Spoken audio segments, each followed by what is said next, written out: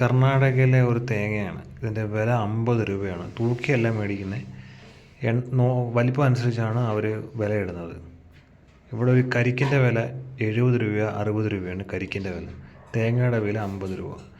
തേങ്ങ എത്ര ക്വാളിറ്റി ഉണ്ടെന്ന് ചോദിച്ചു കഴിഞ്ഞാൽ അത് പറയാൻ പറ്റില്ല. ഇത് പൊട്ടിച്ച് നോക്കിയാലേ അതിൻ്റെ ക്വാളിറ്റി മനസ്സിലാക്കാൻ പറ്റത്തുള്ളൂ. നമ്മൾ പുറത്ത് നിന്ന് നോക്കിക്കഴിഞ്ഞാൽ അതിൻ്റെ ക്വാളിറ്റി മനസ്സിലാവും. ചില സമയങ്ങളിൽ ഈ ടൈപ്പ് തേങ്ങ മേടിച്ചാലും അതിൻ്റെ അകത്ത് തേങ്ങയുടെ ക്വാളിറ്റി കരിക്കിന് സമമായിരിക്കും.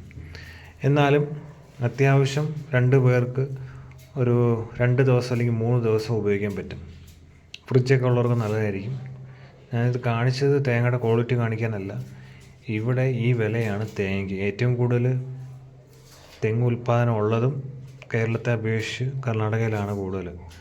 പക്ഷേ തേങ്ങയുടെ വില ഭയാനകമാണ്. ഇപ്പം എവിടെയും മുക്കിന് മൂലയിലും കരിക്കാണ് ഇവിടെ പ്രധാനം.